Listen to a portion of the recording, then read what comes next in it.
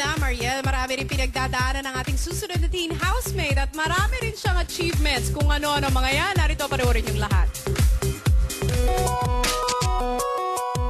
Young, pretty, talented. Taglay niya ang taas at tindig na pang supermodel. Pero astig pagdating sa volleyball court. Siya si Trisha. Pride siya ng varsity team sa Ateneo de Davao.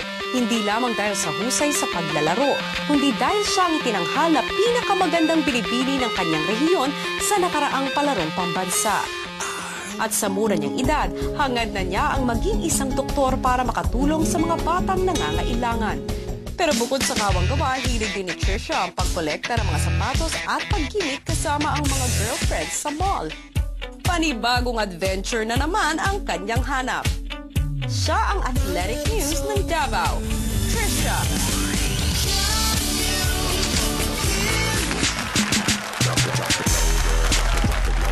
Cute!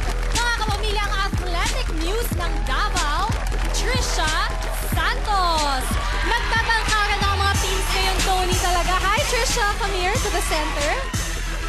Super tangka. Patangkad sila ng patangkad ka lang. Oo, alam mo, talagang you're so blessed kasi maganda ka, matangkad ka, and not only that, you also do a lot of charity works. Can you tell us more about that? Ay, bale nung ano po, kasi sumama po ako sa lolo ko, nag-charity po sila. Tapos nakita ko po, fulfilling siya. So, Fulfilling. Nag-start po akong tumulong. Nagka-passion din po ako para sa pagtulong sa mga bata. Wow, tingnan natin kung magkakaroon ka rin ng passion, tulungan ng ibang mga housemates sa bahay. Bianca.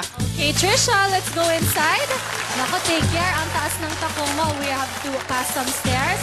Trisha, si Kuya, mahilig sa tasks, pero mahilig din magpagawa sa houses, mga kawang-gawa. So, you won't be far from home. Trisha, good luck! Happy summer! Tony, sino pang ating